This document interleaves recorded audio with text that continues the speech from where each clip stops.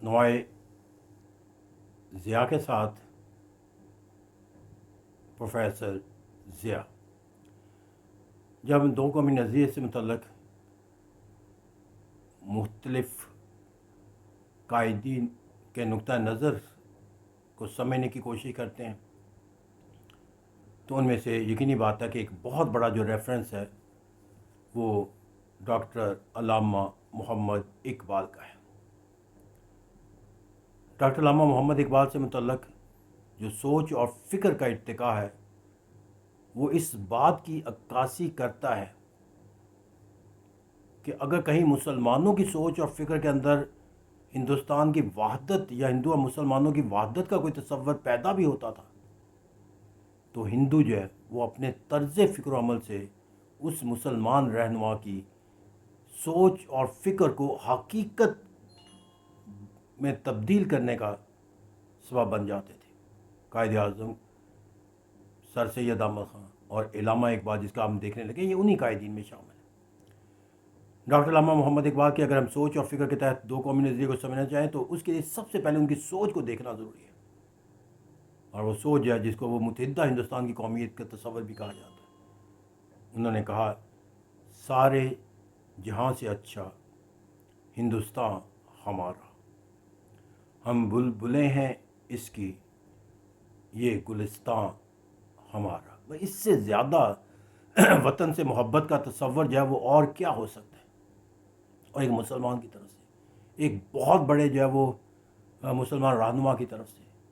लेकिन अलमिया यह है कि हालात और वाक़यात के नतीजे के अंदर जाकर जो जुल्म और बर्बरियत मुसलमानों का मतलब हिंदुओं ने दिखाया अपनी सोच फ़िक्र और अमल के नतीजे, उसके नतीजे के अंदर अल्लामा मोहम्मद इकबाल को फिर अपनी सोच और फ़िक्र को तब्दील करना पड़ा। और उस तब्दीली का अंदाज़ा फिर जब हमें नज़र आता है तो फिर वो इसका मुख्तलिफ़ मौक़े के ऊपर मुख्तलिफ़ अल्फाज के अंदर जो है उसका इजहार भी करते हैं। मतलब उन्होंने कहा it is absolutely necessary to tell the world both inside and outside India that the economic problem is not the only problem from the Muslim point of view. The cultural problem is much greater importance. तो इस तरह जब ये कहा जाता है कि बड़े सिर्फ पाको हिंद के अंदर मुसलमानों के लिए मईशत का प्रॉब्लम नहीं है कि भूखे मर रहे हैं या गरीब हैं या उनके रियासत वसायल से दस्तियाब, उनके लिए कल्चर का प्रॉब्लम है। जब कल्चर का लफ्ज़ इस्तेमाल किया तो इसके लिए मानी और मफहूम इससे ज़्यादा वसी और कोई नहीं हो सकता। कल्चर से मुराद क्या होता है कि आप पैदा होने से लेकर मरने तक अपने बाप दादा से लेकर अपनी आइंदा आने वाली नस्लों तक अपनी ज़िंदगी के तमाम पहलुओं के लिहाज से जो आप सरगर्मियाँ तरतीब देते हो उन तमाम सरगर्मियों के लिए एक लफ्ज़ इस्तेमाल किया जाता है कि वो कल्चर। इसका मतलब क्या था कि मुसलमानों के बाप दादा दौर के अंदर भी जो सरगर्मियाँ हैं और वो भी ख़तरे में है।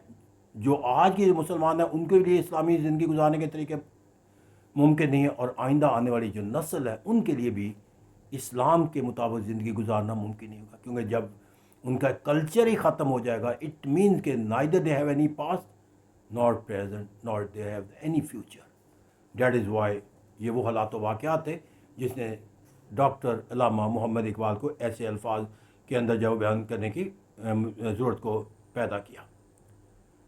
फिर इसी तरह खुतबा इलाहाबाद के मौके पर जो उनका बहुत बड़ा रेफरेंस दिया जाता है उनके टू कौमी नज़रिए के हवाले से जो उन्होंने एक लहदा वतन का तस्वर के तौर पर दिया। I would like to see Punjab NWFP Sindh and Baluchistan be amalgamated in a single or separate Muslim state. इसे यहाँ पर जाकर जो उन्होंने फिर ये तस्वर किया कि ये दरअसल ये वो इलाके थे जो मुसलमानों की मेजॉरिटी के थे, सदियों से मुसलमानों की मेजॉरिटी थी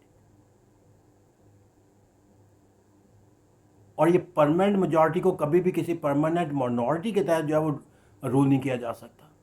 तो उन्होंने लॉजिक और रीजनिंग के तहत दे दिया कि ये परमानेंट मेजॉरिटी के इलाके हैं मुसलमानों के, तो then how is it is possible कि एक परमानेंट माइनॉरिटी को उनका जो है वो परमानेंट मेजॉरिटी को हाकम बना दिया जाए। तो दुनिया के अंदर कहीं भी आज़ादी और ख़ुद मुख्तारी का कोई तस्वर जो है वो आपको इस बात की इजाज़त नहीं देता कि permanent minority become the permanent ruler of the permanent majority.